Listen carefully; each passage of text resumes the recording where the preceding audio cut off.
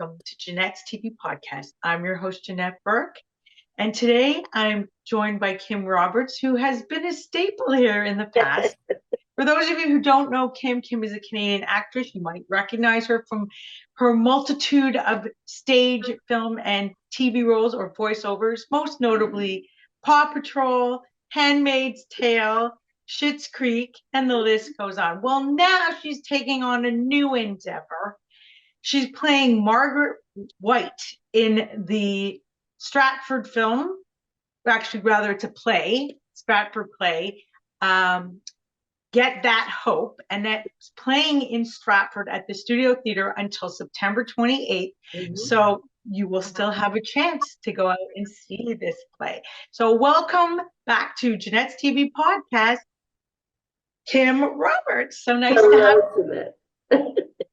It's such a pleasure to see you again. It's been a while. Yeah, it's been a couple of months since I guess June. Yeah. So Kim, this play, it has a very interesting story to it. So let's just set that up before I get into all these questions with you that I have. It's the story of a Jamaican family. It takes place in Little Jamaica, Toronto, yes. On Jamaica's Independence Day. And the father character, which is, his name is Richard, I believe. Yes, Richard. Is a very patriotic, loves his country, is all prepared for this big Jamaican holiday, international holiday, and his family is less than enthusiastic or not as supportive as him. So let's talk a little bit about that. And let's talk about what attracted you to the role of Margaret Whyte to play this role, and how when you have women coming to see this play, how they can see themselves in this role and sort of how you see yourself in it as well. Absolutely. Well, I mean, the minute I read the script that was written by Andrea Scott, fabulous playwright, Canadian playwright, I was hooked. I mean, I laughed, I cried, I was so moved by the script. I thought it was beautifully written. And the character of Margaret Whyte is a gift. She's a real gem. I mean, it is a story that's told about a Jamaican family on Jamaican Independence Day, but it's really a universal story. It could be any family, any ethnicity, any holiday. You know, she chose to model it after her own family. It's kind of a love letter, actually, to her brother, who was one of the characters that's closely related to, written, you know, the way she's written the character is really more about her brother. But it's you know, Andrea had seen the play Long Day's Journey into Night, which is a classic play. And it was really about this dysfunctional family and one day of their lives in this one space. And so that's kind of what she wrote. We are a little bit of a dysfunctional family, as are many families. And we are in our home on this one day where we're supposed to be celebrating like Christmas, Thanksgiving, any other holiday. And you know how sometimes when you're all put together, things start to come out, resentments start to come out, long-held grievances start to come out. There's a lot of joy, a lot of laughter. There's always food, you know, so it's that kind of a vibe. And every single woman who has been a mother or a part of a matriarch of any family can relate to Margaret Whyte. She is a mother raising two kids and loving her husband and really trying to keep the family together and do the best she can. And just as Celia Aloma, who plays my daughter Rachel, Savian Roach, who plays my son, Simeon is the name of the character. You know, they both have their own stories. And so, but with them and Richard Whyte, who's played by Conrad Coates brilliantly, you know, he plays my husband, and we really navigate this day together. Also, Jennifer Villaverde plays our neighbor, and she's, you know, she's like family. And so she adds some real great relief to the family dynamic. And it's a wonderful show. It's a wonderful show. What part of the actual story resonates with you in your own life? Oh my gosh, all of it. I mean, that's the thing about this play. Audiences come, and it doesn't matter what your background is. Everybody, you know, Stratford is a predominantly, you know, white Anglo-Saxon kind of crowd, and they're loving it. We get standing ovations immediately every single night, every single performance. They're on their feet, because anybody who has grown up in a family or has a family, which we all do, whether it's, you know, whatever kind of family we got, you can relate to something that's happening in the show. It's all about that dynamic. It's all about parents and children. It's all about partners. It's all about your place in your family, your place in the world. You know, it's really great. And Andrew's got such a gift for comedy. So she's written things that are heavy, but you're cracking up and laughing throughout half of it because just her flair for the dialogue is beautiful, you know? Mm-hmm. And the How characters do you are feel the female characters, including the role of Margaret, contribute to the story? I'm sorry? How do you feel the female characters, obviously you play one, Yeah. and the others contribute to the story or lend themselves into the story? Well, the story is about us, so No, I know it's it's about a whole family though, right? Not just the female part. well, So no. I mean, really, there aren't that many characters. There are like five of us in total, and so it's Margaret's story, it's Rachel's story, it's Richard's story, it's Simeon's story, you know, and it's Jennifer's story, it's Billy's story. All of our stories get told, and they all kind of bounce off of each other. And so, you know, Rachel's character is the one that was modeled after Andrea's brother, and she said her brother had always felt disenfranchised from the family somewhat, you know, and you see that in Rachel. You see that she doesn't feel loved in the same way that Simeon is loved. Margaret is trying to hold the family together and trying to deal with all of these different personalities and all of these things. And you may feel one way about her at sometimes, you may feel a different way about her at other times, but you do get to understand who she is. You know, it's a beautiful play. Strong female roles, strong male roles. Like all the roles are just very, very, very well written, and you really do get their perspectives, and you really do get to learn about them. So turning to the blend of personal and cultural diaspora and the whole feeling of this cultural identity and this sense of pride and patriotism, do you think it's stronger for Richard the man or for the female, you? The premise of the play is that it's Jamaican Independence Day, and being a family of Jamaican descent, Richard wants to celebrate independence. It's an important day to him. It's the day he came to this country, so it matters to him. I mean, like anything, it's like I said, like Thanksgiving, like Christmas, we're all on board, of course. We all love a holiday. But it's like really, he's got the, you know, there's always that one person who wants to decorate, who wants to bake the cookies, who wants to do all the things, and so that's Richard. But I think that's just the premise for setting the play here, because it's really a play about relationships, about emotions, about secrets, you know, and all of those things kind of I come guess out the over the point course is, of do the you day. feel that the patriotism lies deeper or is more strong in the heart of the male characters than the female character? Maybe they have a greater alliance to Jamaica than the women. I guess that's what I'm really asking. Well, no, the family comes from Jamaica, so we're all Jamaicans. You know what I mean? It's like if you're an Irish family and you're celebrating St. Patty's Day, it's not that dad's going to be the only one down for it. Everybody is going to celebrate St. Patty's Day, right? So I'm also on board. And Rachel, being his favorite daughter, only daughter, of course, is like all gung ho behind him. So no, we're all kind of on board for it. I mean, the whole thing about setting it on Jamaican Independence Day is that, you know, in the canon of theater that exists in this country, we learn so much about so many cultures. We know a lot about the Anglo-Saxon culture. We know a lot about various cultures, but there's not a lot written about West Indian cultures. There aren't a lot of universally approachable plays that come from a West Indian perspective. So you get to learn a little bit more about what we eat, about what music we listen to, about what our little traditions are on this day. But it's nothing that anybody else can't relate to, because we all have those things, right? So I think she did something but maybe the issues associated with it or the country itself are slightly different. I guess that's what I'm also looking for here. Well, we're Canadian. We live in Eglinton and Oakwood. So it's a very Canadian family of Jamaican heritage. And we're celebrating this day in Little Jamaica, which is what that area is called. So what you get to learn is like what it is like to live at Eglinton and Oakwood in the city of Toronto. What's going on with this whole crosstown, you know, subway that's been taken forever to build, with all the construction and the gentrification, what it feels like to live in that pocket of the city during all of this upheaval, right? What does that do to the people living there? And maybe also, what is it like to have come here from Jamaica, rebuild your life, but be also accepted by the greater city of Toronto or the greater cultures within? Is there anything about that, any type of hardship specific to Jamaican people? Well, I mean, both Richard and Margaret moved very young. I mean, Margaret was 17 when she moved to Toronto, so her whole life has been here. She's a Canadian. Same with Richard. So it is somewhat the immigrant experience, but not really. I mean, as you know, in the city, it's so multicultural. Everybody's come from somewhere.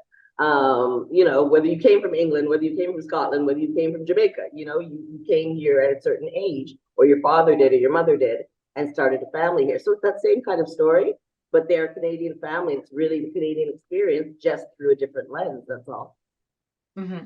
So I guess then there's no like sort of like a racial profiling or being accepted into the mainstream culture as any part of the story. Well, they are the mainstream culture, though, right? Like we are mainstream. You're Canadian. I get it. You're Canadian. Black You're from Canadians are mainstream. We're, you know, it's like that's my whole point. It's not about othering anybody. It's about the fact that this is our country, this is our city. We've always lived here and continue to, and this is just one story from this side. You know, you don't really go to the theater and get to see the Black people's story, right? So here you get to hear a little bit more about what their lives are like. Okay, and we're going to go in a different direction now. You blend some big time drama with a lot of comedic elements. How do you find that? How do you find that within yourself as an actress to be able to do that? That's the joy of doing this work. When you have a script that's as full as that, you get to do all of it. You know, you get to do the range of emotion, which makes for great theater, I think. You know, it makes for a story that's really interesting to watch, and it's really beautifully told. Because as I said, you're talking about serious and poignant things, but then you're laughing in the next minute because she's written it so well, you know. And what drew you back to the theater now after the film and TV roles? Well, I started in theater. I did theater for 3 years before I even got on television. And I've always done theater my entire, you know, throughout my youth. Growing up here in Toronto, I think grade two. I don't know if you know who Sharon, Lois, and Bram are. Yeah. Okay. Well, Lois and another woman named Louise had come to my grade school when I was in grade two, and they started something called the Friendship Circle. They took 2 kids from each grade and formed this performing troupe, and we would go around to all different schools in North York and in Toronto. We were on Raffi. We performed at Mariposa. And we do songs and dances and we teach them. And it was this whole, you know, my indoctrination into public performance, I guess, at like age 7, right? And yeah, I just always did drama labs. I did drama lab at U of T. I always did drama clubs throughout my grade school, throughout middle school. Back then it was like junior high, we called it. Now it's called middle school. All throughout high school, I was always a part. And that was always where my passion was. I mean, as much as I did well in school, I really loved doing theatrical extracurriculars or drama club or drama class. And so, yeah, I just kind of got my organic start there. I started working in theater with the Company of Sirens, which was a feminist theater company back in the 90s. And it was only maybe 3 years after working with them that I got an agent through a woman named Sarah Botsford, who was on a show called E&G. And she made a real push to really try and get more diversity on screen because there weren't a lot of people of color on television. We existed, we were working, you know, in theater and in the city, but they weren't casting us on screen. And so she had me tape for the show. And at the end of the tape, she said, "Who's your agent?" I didn't have an agent. I had just been doing theater work. And so she gave me a number and she said, "Call this number this afternoon." And that was her agent, Joan Lambert, who's now a great producer. And at the end of the day, I had Joan Lambert as my agent. And that led to me auditioning for and being cast as the first Black woman in a speaking role in a Canadian commercial. And that was for Benylin cough syrup. And Gloria Mann was casting that back in the day. And yeah, I remember her telling me that she had to fight because they didn't want to cast a Black woman in that role. But I was the best person for the role. And finally they did. And it became this iconic commercial that people still remember to this day. You know, but that was in the mid-90s. So it's crazy that it was just then that, you know, there was actually that kind of opportunity for born and raised Canadians to be on screen, you know? Is there something though about the live theater performance that, you know, makes you come alive or is more exciting, let's say, than being on TV and film? Is there some element to it that sparks you? Well, every medium has its own thing, right? And what I love about theater is the live audience. Because in real time, you're interacting with real people. You get to hear them gasp, or you get to see them cry, or sorry, I'm something tapping my screen. You get to see the reaction that they're having to the work that you're doing, and you feel it. They're there with you, so they're actually a part. Every performance is different, depending on who's in the audience. Sometimes we have more West Indian people in the audience, and there's a whole different reaction to some things because they get things that a non-West Indian audience might not get. But even without the West Indian element there, you've got the audience really responding and reacting in great ways. So no matter what, it's always fresh. It's always exciting to see what they're going to respond to, and it definitely feeds you. Getting the response from the audience kind of just it's a fuel. It's a beautiful interaction. So yeah, I love it. I love it. I love live stage. I always love being on stage. So before we round out and give you some shameless promotion of how to get a ticket to this play, I wanted to talk a little bit about what you feel could be done for more women in the theater and in arts and entertainment in general, and how you would like to see it unfold, and even how maybe this play could be a forefront for that. Well, I think characters like Margaret Whyte, more characters like that, like Rachel Whyte, are great. They need to be written because we're strong characters. We speak our mind. You get to learn a lot about what's inside their heads. And I think the more writing that's done for strong female characters, the more you're going to see this representation. But it really does start with the writing, and it starts with producers being willing to invest in these shows, to mount a play like this in Stratford, or to have a female-centered show on television. That's what's required. More things being written for us, by us, about us, and then you'll get that female forward focus. It's coming, but it's as everything. It's been slow. Mm-hmm. And hopefully for all age groups too, because sometimes in this industry, women after a certain age don't get as many roles presented to them or as many opportunities to talk and be strong and be a catalyst for change. I think that's changing. I think that we've got a new demographic. We've got just look at Hollywood. There are female actors that we watched growing up that are still going strong. They're still performing. They're directing. They're producing now. I watched Jane Fonda on Jimmy Kimmel last night. She was 89 and looking phenomenal and being so eloquent and so politically involved. And I mean, she's still got her show on Netflix. So there's work. There's work, and I think with every generation, it's getting more prolific. And also, you just mentioned, there's diversity too now. Like actors are going into production companies and starting their own, and they're producing, and they're also, going into music or becoming product driven with fashion lines or whatever. They're more diversified, let's say, than they were in the past. So that maybe gives them more opportunity as well. So let's now talk about how we can get some tickets to this play. As I mentioned before, it's only playing till the 28th of September in Stratford at the Studio Theatre. So if you haven't got there already, you better make sure you get there soon. What's the link for getting some tickets? Just go Stratford Festival website. So Google StratfordFestival.com, or I don't know, the Stratford Festival. It's huge. I mean, it's Canada's Broadway. So you'll get all the information online. The show is called Get That Hope. And we, as you said, we're in the Studio Theatre till the 28th. It's been wonderful, a wonderful run. Audiences are just loving the show. If you come, you'll be happy that you did. You really will. I know the tickets are going fast, so you might want to get online soon. But yeah, it's a beautiful piece. It's a beautiful piece. Get That Hope by Andrea Scott.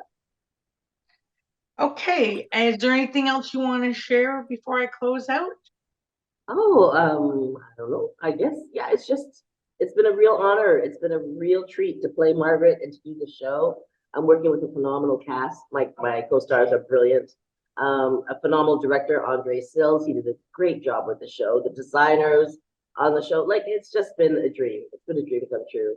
I love working at Stratford. I love the support that we have here, and the ambiance. The city itself is quite beautiful. If you come up, give yourself time to have dinner, to walk around, it's really, really lovely. And yeah, just come see the show. You'll be happy you did. Yes, I do love Stratford. It's a beautiful place, and the swans and everything. I just love it. And I have to say some phenomenal restaurants as well. Absolutely great. Yes. Lovely shops. If you like, unique items. Yeah. That's find them. Well, okay, it's been a pleasure having you back, Kim, and it's so nice to see you thriving in the role.